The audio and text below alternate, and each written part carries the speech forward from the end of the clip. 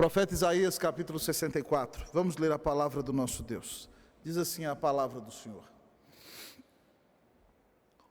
Oh, se fendesses os céus e descesses, se os montes tremessem na tua presença, como quando o fogo inflama os gravetos, como quando faz ferver as águas para fazeres notório o teu nome aos teus adversários, de sorte que as nações tremessem da tua presença. Quando fizeste coisas terríveis que não esperávamos, desceste e os montes tremeram à tua presença. Porque desde a antiguidade não se ouviu, nem com o ouvido se percebeu, nem com olhos se viu Deus além de ti, que trabalha para aquele que nele espera. Oremos ao Senhor. Pai, muito obrigado por essa porção lida da tua palavra, e muito obrigado por poder pregar nela novamente. Ó Deus, neste momento de crise, essa porção é extremamente propícia aos nossos corações. Como Natan agradeceu, obrigado pela visitação que tivemos hoje de manhã, ali na escola americana, pelo culto abençoadíssimo, para a honra e para a glória do nome de Jesus. Ó Pai, nós pedimos ao Senhor que aqueça o nosso coração, pedimos ao Senhor que abençoe a nossa vida. Fala conosco, Deus, na tua palavra. A tua igreja está precisando, Deus, da intervenção do Espírito Santo. A tua igreja está precisando, ó Deus, ó Pai, do agir do Senhor. E, ó Deus, a começar de mim, eu sou totalmente dependente de ti, ó Deus. Por favor, Senhor, que enquanto eu expuser a tua palavra, que o Espírito encha o meu coração e o aqueça. E que esta noite seja uma noite de renovo para a vida de todos nós. Rogamos-te, Deus, para que prontamente essa rua já esteja desanuviada, Deus, e que nós possamos voltar para cá como igreja para te adorar neste lugar, em espírito e em verdade. Abençoa-nos, Deus, nós oramos e clamamos a tua bênção em nome de Jesus. Amém. Amém. Queridos irmãos e irmãs, eu sou um profundo admirador da vida do reformador John Knox. John Knox foi um reformador escocês do século XVI. Knox foi discípulo de George Wishart, que era professor da Universidade de St. Andrews, na Escócia. George Wishart encantava seus alunos com sua boa teologia e era um pregador do Evangelho de Cristo Jesus. E ele impactou tanto o seu país e espalhou tanto o Evangelho de Jesus, com a mensagem do Evangelho centrada nas Escrituras, que o cardeal romanista, que tinha influência para dominar o seu país, influenciando as autoridades, conseguiu que George Wishart fosse queimado na fogueira. Os seus alunos, dentre eles John Knox, se revoltaram na Universidade de St. Andrews, e então queriam tomar o país. E quando eles estavam naquela revolta dentro da universidade, quem dominava a Escócia mandou carta para o exército da França, e o exército da França veio pelo mar, abordando o castelo onde estava, o castelo de St. Andrews, onde eles estavam ali pelo mar. E então debelou toda aquela reforma, toda aquela revolução. O jovem reformador John Knox foi capturado, e durante 2 anos ele remou nas galés francesas. Se você já viu algum filme em que homens remam lá no fundo do barco, na parte mais profunda, onde muitas vezes entra água, ali o reformador ficou durante 2 anos como um escravo, remando nas galés francesas. Depois de 2 anos, conseguiu a liberdade. Passou um tempo pregando na cidade de Frankfurt, na Alemanha. Depois que ali esteve, foi para a Inglaterra, onde pregou na corte do rei Eduardo VI, que era alguém impactado pela doutrina da reforma protestante.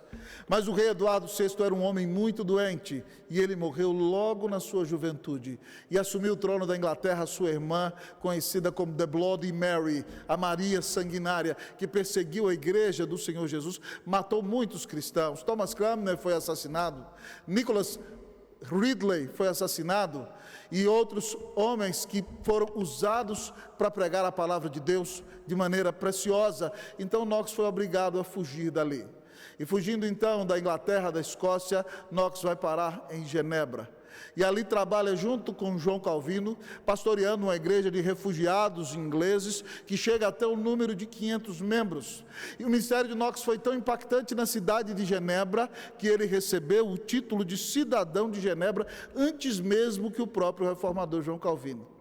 Knox estava muito bem ali, mas os lordes escoceses começaram a escrever-lhe cartas dizendo que voltasse ao seu país, porque o seu país precisava ouvir o Evangelho da maneira pura como ele era pregado nas Sagradas Escrituras.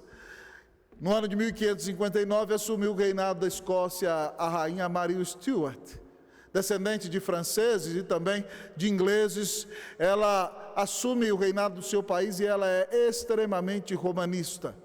Ela está em conflito agora com sua prima Isabel. Já não é mais Maria Sanguinária que domina, é Isabel, a grande rainha da Inglaterra, que domina, e ela tem um viés mais protestante, mais dado ao anglicanismo. E quando Maria Stuart assume a Escócia, então Knox é convidado a voltar. E ele volta no ano de 1559 e começa a pregar pelos campos, pelas vilas, pelas fazendas, pelos interiores. Enquanto ele vai pregando, o Senhor vai quebrantando, vai tocando, vai convertendo os corações, e a Escócia é impactada com a mensagem daquele homem, que assume o principal púlpito daquele país, da Catedral de St. Giles, em Edimburgo. Knox foi muito usado por Deus. Ele volta em 1559. No ano de 1560, o parlamento escocês se reúne e decide que a igreja da Escócia vai ser protestante, vai ser evangélica, e o nome da igreja será Igreja Presbiteriana, por causa do seu sistema de governo. E assim surge a nossa igreja com esse ano, do ano de 1560, com esse nome, Igreja Presbiteriana. Aquele parlamento determina que John Knox e os seus amigos escrevam a confissão de fé escocesa, que estava nas igrejas presbiterianas antes da confissão de fé do Westminster, e eles então determinam a criação de escolas para que as pessoas comecem a ler a Bíblia e sejam educadas e conheçam o seu Deus, que fala com elas na sua palavra. E assim a reforma da Escócia foi uma precursora da escola moderna, em que todas as pessoas têm o direito de estudar, têm o direito de aprender informação, têm o direito de aprender a ler e a conhecer a verdade por si mesmos. Knox era um pregador muito intrépido. No púlpito da grande catedral, com a rainha presente, muitas vezes ele confrontava os pecados dela. Ela era uma mulher muito bonita, elegante, e tinha flertes e casos com alguns homens. Uma vez tentou seduzir o próprio reformador, mas quando a rainha entrava no templo, ele dizia: a rainha está se prostituindo, e pregava com grande poder.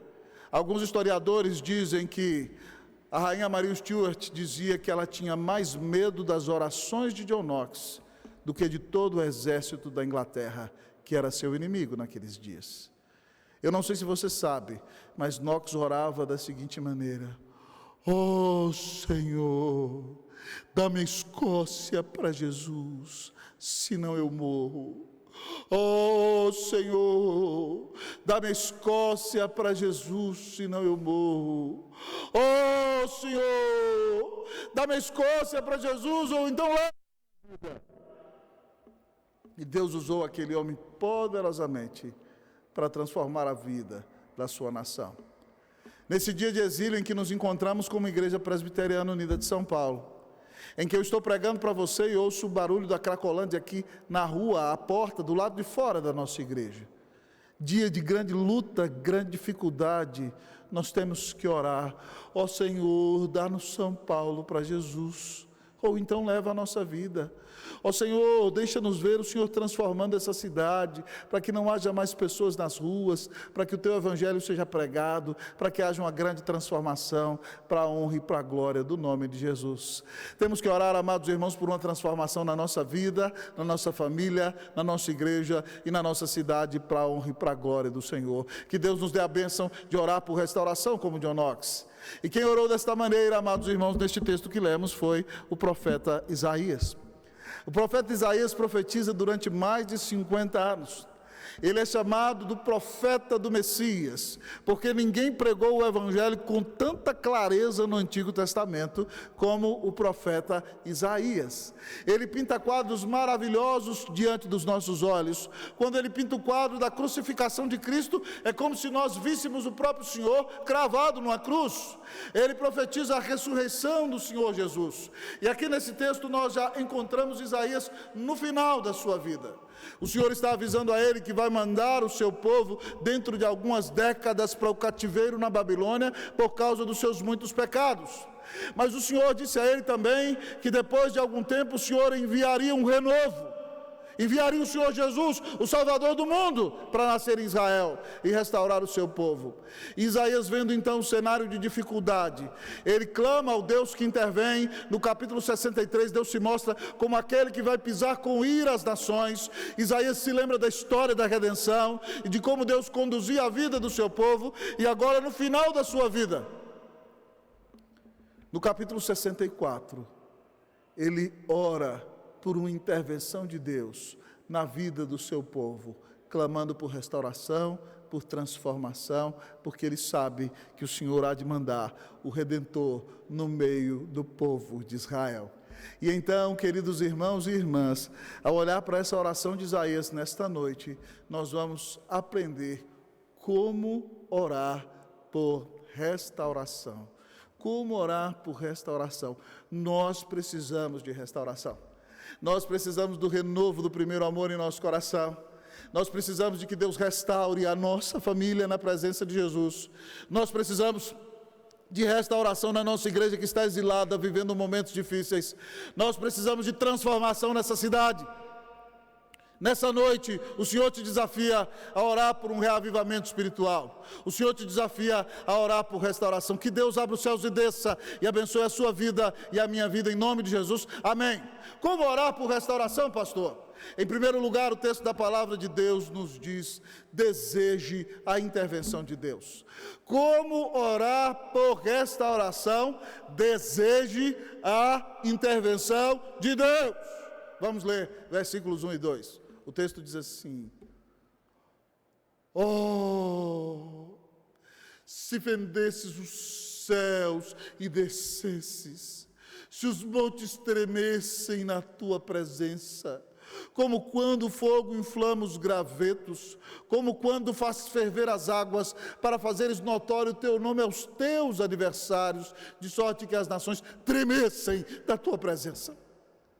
Isaías deseja, queridos irmãos e irmãs, a intervenção de Deus na sua vida, na sua nação e no meio do seu povo.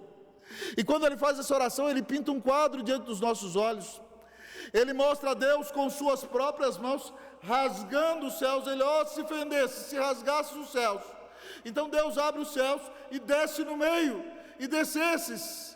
E Deus vai descendo então dos céus à terra, e Isaías diz que quando o Senhor descer, os montes tremem na sua presença, há um terremoto, e quando os pés do Senhor tocam o solo, então o fogo começa a queimar os gravetos, por causa do poder e da glória do Senhor que se manifesta, e Ele nos diz então que as águas se convulsionam em ebulição e efervescência, dizendo como quando faço ferver as águas.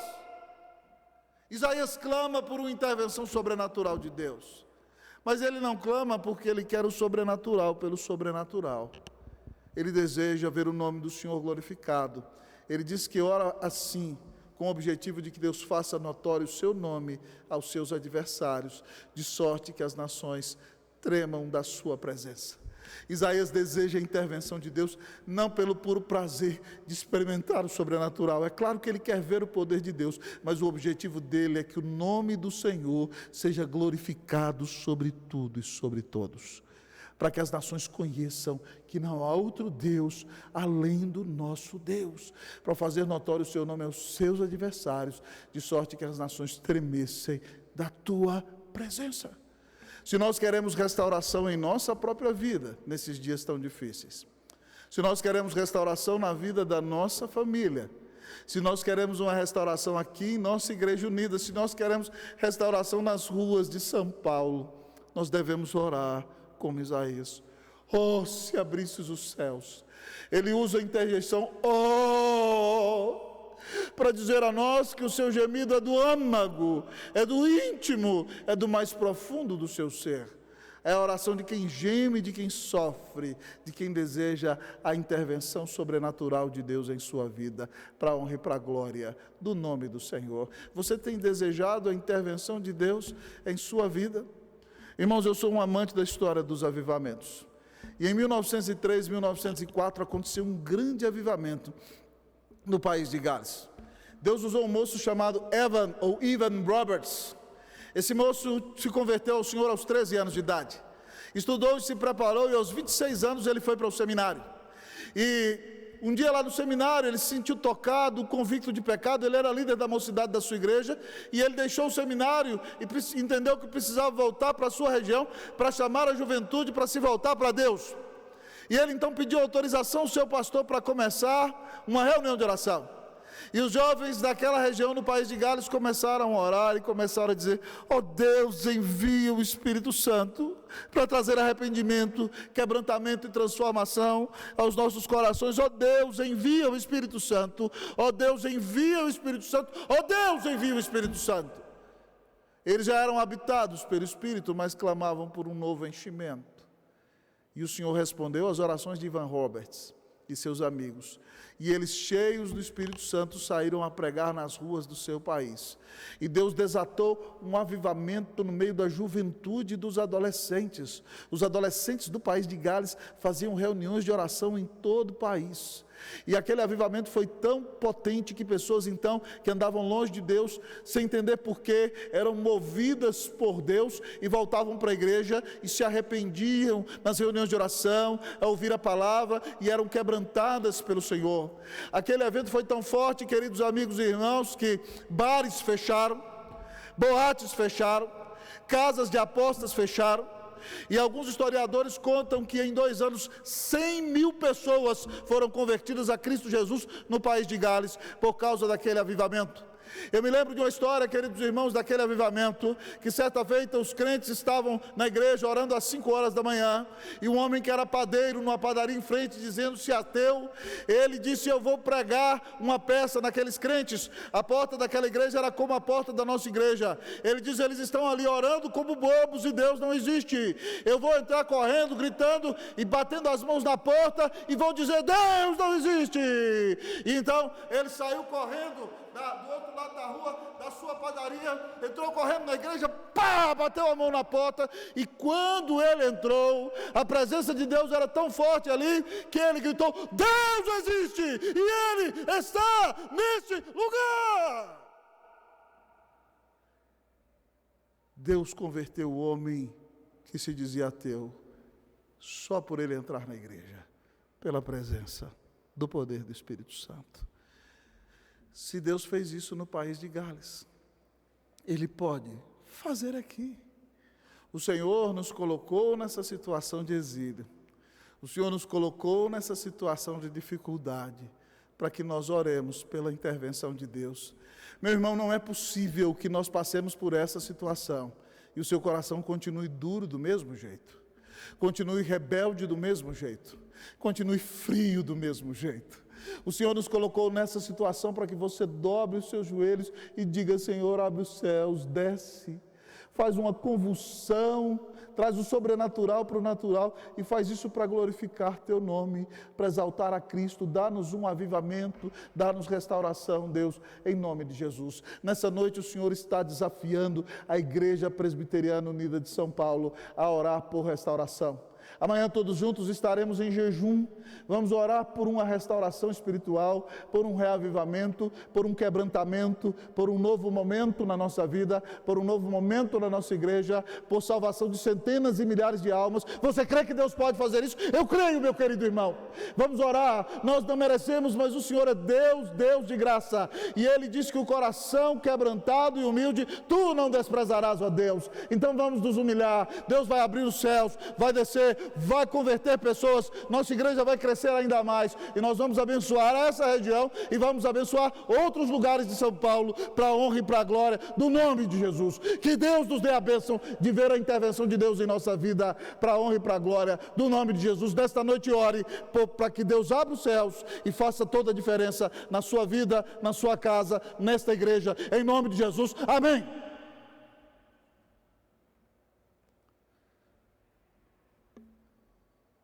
Você tem orado por restauração? Pastor, como orar por restauração? Inicialmente o nosso texto nos diz: deseja a intervenção de Deus. Mas em segundo lugar, o texto nos diz: recorde os feitos do Senhor. Como orar por restauração? Recorde os feitos do Senhor. Nós vamos ler agora, versículo de número 3, de Isaías 64.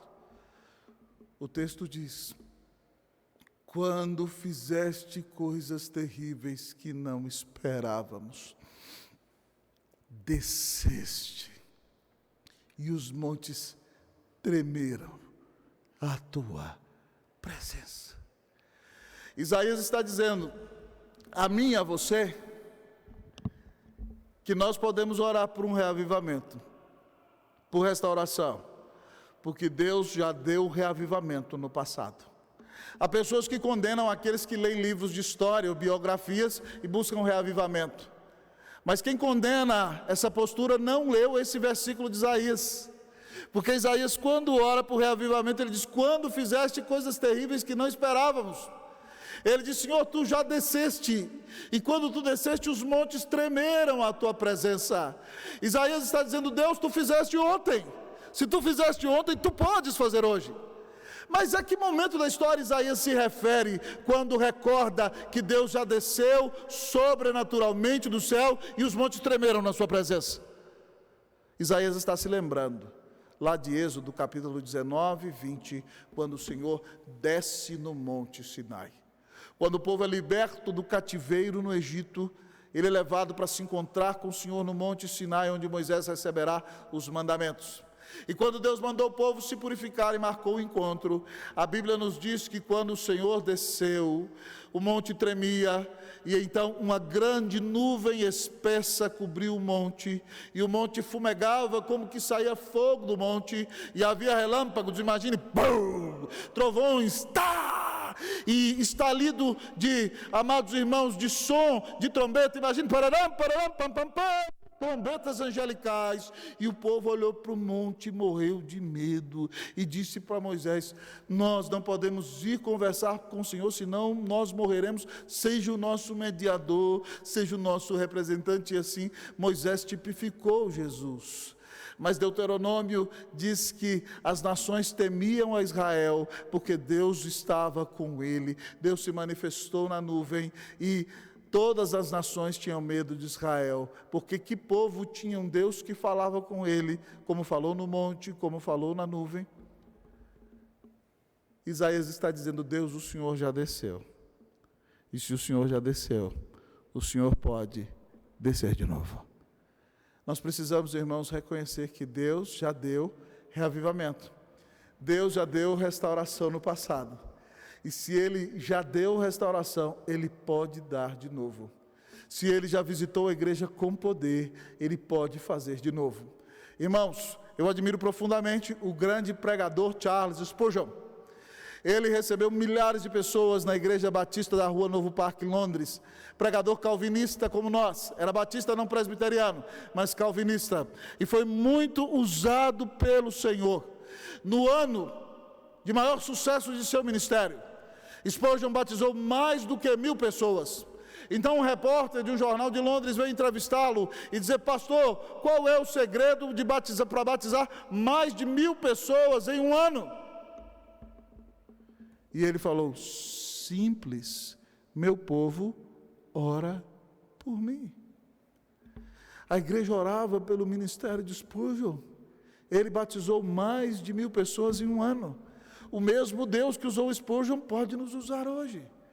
Um dos grandes pregadores da igreja antiga foi o reverendo João Crisóstomo, chamado de o Boca de Ouro, um dos maiores pregadores da história da igreja. Pregou na cidade de Antioquia como presbítero, e como bispo foi pregador da Catedral de Constantinopla, a capital oriental do império, que hoje é a cidade de Istambul, na Turquia. Aquele homem foi tremendamente usado por Deus ali. E no auge do seu ministério, pregando com poder, houve um ano que João Crisóstomo batizou 3.000 pessoas. Se Deus usou Spurgeon, Deus usou João Crisóstomo, Ele pode nos usar hoje, para a honra e para a glória do nome de Jesus. Quando olhamos para a reforma, Deus usou Lutero, Deus usou Calvino, Deus usou John Knox. Se Deus usou esses homens, Ele pode nos usar. Irmãos, no final de 2015... com uma caravana de pastores do Brasil, eu tive o privilégio de visitar a Coreia. E qual não foi o meu impacto quando, em um culto dominical da igreja presbiteriana Sarang, o pastor titular daquela igreja batizou num só domingo 2.000 pessoas. 2.000 pessoas nos 5 cultos distintos daquela igreja. 2.000 pessoas batizadas em cada culto. No culto em que eu estive, o pastor batizou 500 pessoas. Eu vi isso com estes olhos que a terra vai comer. E eu, enquanto via batizando, eu te batizo em nome do Pai, do Filho e do Espírito Santo, eu te batizo em nome do Pai, do Filho e do Espírito Santo, eu te batizo em nome do Pai, do Filho e do Espírito Santo, eu te batizo e Quando nós víamos aquilo ali, irmãos, eu falei, Deus, o mesmo Deus da Coreia, é o mesmo Deus do Brasil. Nós precisamos recordar o poder do nosso Deus, para entendermos que, se Ele fez ontem em outros lugares, Ele é o mesmo e pode fazer hoje aqui. É por isso que nós não vamos desanimar, mas ao recordar os feitos do Senhor, o que nós mais precisamos recordar é que na plenitude dos tempos Deus se fez homem sem deixar de ser Deus. Deus tabernaculou conosco. Deus se vestiu de nossa pele, Deus se vestiu de nossa carne, Deus caminhou em nossas estradas poeirentas, Deus se sentou em nossas mesas, Deus comeu nossa comida, Deus nos abraçou, Deus viveu no nosso meio, Deus andou no meio das nossas multidões, Deus homem sem deixar de ser Deus, Deus se tornou homem sem pecado, sem deixar de ser Deus, a segunda pessoa da Trindade se encarnou e se tornou um de nós, sendo Deus ao mesmo tempo. Ah, queridos amigos e irmãos, Deus homem quando esteve no nosso meio abriu os olhos dos cegos, Deus homem quando esteve no nosso meio destravou a língua dos mudos, abriu os ouvidos dos surdos, abriu os olhos dos cegos, ressuscitou os mortos, levantou os paralíticos e transformou o lugar onde estava. No auge da sua vida adulta, Deus homem deu sua vida na cruz do Calvário para pagar os nossos pecados. Cristo morreu na cruz por mim e por você, e nunca ninguém amou você, querido amigo, querido irmão, como Jesus Cristo te ama. Você precisa recordar que Ele desceu da glória e deu a vida na cruz por você, para pagar os teus pecados, para fazer de você um filho de Deus. E portanto, se você crê em Jesus como seu único Senhor e Salvador, você está perdoado de todos os seus horríveis, feios e tristes pecados. Você foi declarado justo pela fé no tribunal de Deus. Você foi adotado no cartório celestial como filho de Deus. Você que era inimigo de Deus, agora se juntou a Deus e é seu amigo. Você tem a vida eterna. Tudo isso porque Cristo morreu por você. Se Deus já deu por você o próprio filho dele no passado, Ele não vai deixar de cuidar de você agora. Então recorde que grande amor o Senhor demonstrou na cruz ao fazer de nós filhos de Deus. Das mãos do Senhor ninguém nos pode arrebatar. Meu irmão, preste atenção ao recordar o que Jesus fez. Lembre-se bem que a unida pertence ao Senhor Jesus. Ela é a igreja de Jesus. Ele a comprou com seu sangue. E Ele prometeu que as portas do inferno não prevalecerão contra a igreja de Jesus. Então, se nós recordamos o poder do nosso Senhor, nós não vamos, queridos irmãos, desanimar neste momento, mas nós vamos esperar a grande intervenção de Deus na nossa vida, porque Paulo já disse em Romanos 8,32, aquele que não poupou o seu próprio filho, antes por todos nós o entregou, porventura não nos dará graciosamente com ele todas as coisas? Se Deus já deu Jesus por mim e por você no passado, Ele vai continuar cuidando de nós no presente, e grandes coisas Ele fará ao nosso favor, para a honra e para a glória do nome do Senhor. Que recordar o que o Senhor já fez anime o seu coração, fortaleça a tua fé, te encha de esperança e te capacite para lutar, para a honra e para a glória do nome de Jesus. Que Deus ouça as nossas orações, que Deus nos visite com restauração, em nome do Senhor Jesus, amém.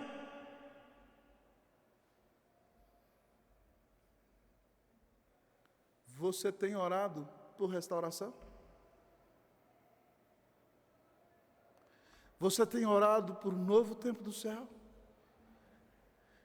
Irmãos, eu estou aqui pregando agora e ouvindo o barulho da rua, o zum, zum, zum de pessoas conversando, a Cracolândia aqui na nossa frente. Deus é poderoso para desfazer tudo isso. Deus é poderoso para salvar essas vidas. Deus é poderoso para mudar a realidade. E nós oramos por isso. Rogamos a mão do Senhor e clamamos a bênção e a direção do Espírito Santo. Que Deus nos dê a bênção de viver dias de restauração, para a honra e para a glória do nome de Jesus. Como orar por restauração? Em primeiro lugar, deseje a intervenção de Deus. Em segundo lugar, recorde os feitos do Senhor. Mas como orar por uma restauração em nossa vida? Você tem orado por isso?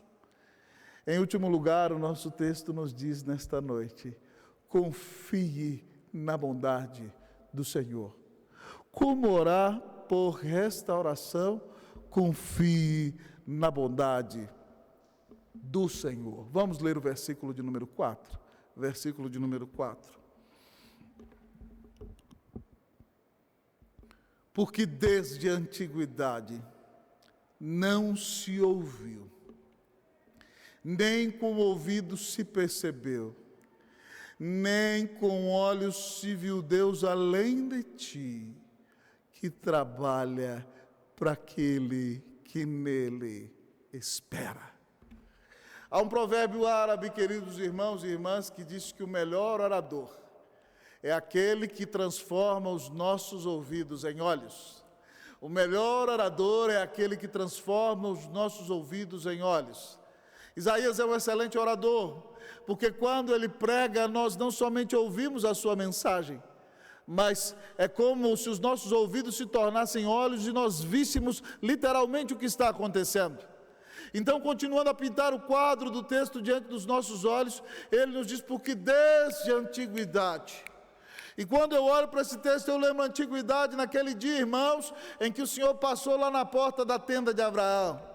Abraão com 99 anos, dona Sara com 89. E o Senhor fala para eles que daqui um ano eles vão ter um menino. Sara riu lá dentro da tenda. E o Senhor falou do lado de fora: Sara, por que você está rindo, mulher? Ela: não ri não, Senhor. É certo que riste. Um ano depois, dona Sara com 90 anos deu à luz. E disse: quem diria que eu na velhice daria à luz a Abraão um filho? E lhe botou o nome de Isaque, que significa sorriso, dizendo: porque Deus me deu motivo de riso. Ao pensar nisso, então, agora, porque desde a antiguidade, lá dos tempos antigos, ele diz: nunca se ouviu. E aí, para não ter medo de redundância e nos fazer entender, ele diz: nem com o ouvido se percebeu. Ora, pois, irmãos, o que fazemos com os ouvidos se não ouvir? Isaías não teme a redundância, ele quer enfatizar e despertar os nossos sentidos, para que com os sentidos que Deus nos deu, nós tenhamos percepção da intervenção de Deus na nossa vida. Porque desde a antiguidade nunca se ouviu, nem com o ouvido se percebeu. E sem temer a redundância, ele diz: nem com olhos se viu Deus além de ti. O que nós fazemos com os olhos se não vê? Ele está dizendo que quando Deus intervém na nossa vida, nós percebemos com os olhos, com os ouvidos, contato, a transformação que Deus traz na nossa alma, no nosso coração. Os nossos sentidos percebem o quê? Que não há Deus além do Senhor. Deus é o único e verdadeiro Deus. Isaías prega a unidade, a unicidade de Deus. Deus é perfeito, infinito, imutável e é único, Ele é o Deus incomparável. Nunca se viu Deus além de ti. E o que esse Deus faz? Esse Deus incomparável, Ele trabalha para aquele que nele espera. Depois de 25 anos, deu a Abraão um filho como prometido. E Ele cuida de mim e de você nas nossas adversidades, nas nossas lutas, nas nossas aflições. Nós não devemos nos desesperar, nós devemos confiar na bondade do Senhor, confiar no cuidado do nosso Deus. Confie no seu Deus. Parece que está dando tudo errado, mas eu e você temos que confiar que o Senhor nos ama, Ele cuida de nós e vai conduzir a nossa vida. Queridos irmãos e irmãs, eu sou impactado com a vida do advogado da cidade de Chicago, chamado Horácio Bonar. Horácio Bonar era um grande amigo do evangelista Moody, homem muito próspero na cidade de Chicago. E quando Moody foi levantado como um evangelista internacional, ele foi fazer uma grande campanha evangelística em Londres. E ele convidou Horácio Spafford para estar com ele. Mas Spafford, muito ocupado, disse: vá adiante, Moody, eu te encontro na Inglaterra. E a família de Spafford, impactada, ele era casado, tinha esposa e 4 filhas, mas ele não se desvencilhava dos seus negócios e disse à mulher: vá para o leste dos Estados Unidos, embarque para a Inglaterra, eu vou depois. E a mulher tomou as 4 meninas, embarcou, e quando o navio estava no meio do Oceano Atlântico, houve uma grande tempestade, o barco jogado de um lado para o outro, ondas imensas se arremessaram, o barco afundou. As 4 filhas do casal morreram. A esposa se salvou. Quando chegou em terra firme na Inglaterra, ela mandou uma mensagem de telégrafo, mensagens rápidas, curtas, dizendo: houve uma grande tragédia. O navio afundou. Nossas 4 filhas morreram. Eu estou sofrendo muito. Venha logo ao meu encontro. Aquele homem deixou o que estava fazendo e rumou para a Inglaterra. E quando no meio do mar estava na embarcação, o capitão disse: suas filhas foram sepultadas aqui. Ele foi para o seu quarto e, porque confiava na bondade de Deus, escreveu esse hino maravilhoso que cantamos, Aflição e Paz, hino 108, que diz: se paz a mais doce me deres gozar, se dor a mais forte eu sofrer, ou seja o que for, tu me fazes saber que feliz com Jesus sempre sou. E nós cantamos: sou feliz com Jesus, sou feliz com Jesus, meu Senhor.